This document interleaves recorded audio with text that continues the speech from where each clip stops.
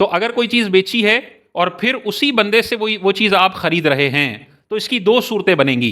पहली सूरत यह है कि जो आपने चीज़ सामने वाले को बेची है, ये उधार पर बेची है या नकद पर बेची है, यानी सामने वाले बंदे ने इसकी पेमेंट कर दी है या अभी पेमेंट नहीं हुई है।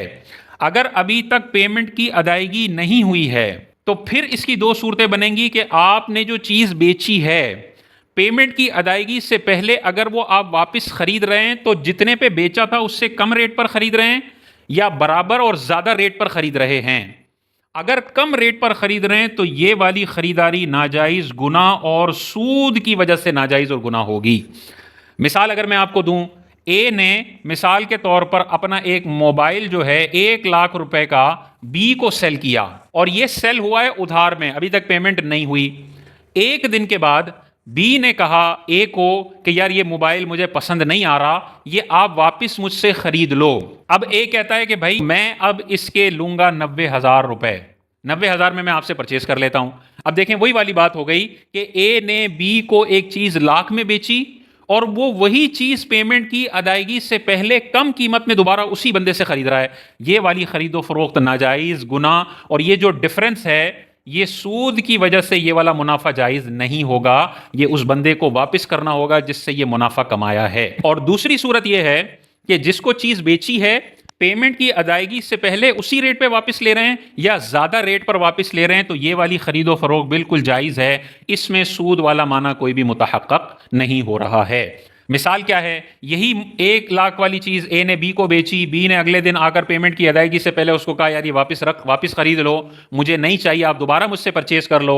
वो ये कहता है कि यार ये मैं लूंगा 1 लाख रुपए में, या 1 लाख, अब मार्केट रेट बढ़ गया मिसाल के तौर पर, तो मार्केट रेट बढ़ने की वजह से वो कहता है अब मैं 1,10,000 रुपए की आपसे ले लूंगा।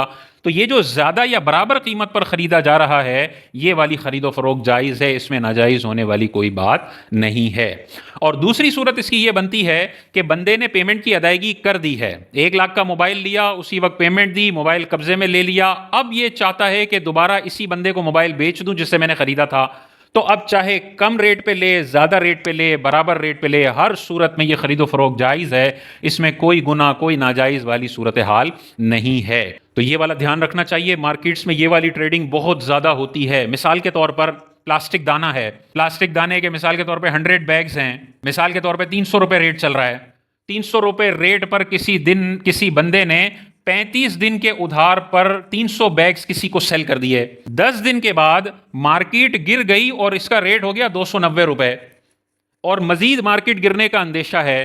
तो जिसने ये 300 बैग्स खरीदे हैं वो बेचने वाले बंदे को फोन करता है कि यार मैंने आपसे 200-300 रुपए में 35 दिन के उधार पे माल लिया था ना, मार्केट गिर रही है, बराए मेहरबानी मैं आपको ऑफर करता हूं आप यही वाला माल मुझसे 290 रुपए में खरीद लें।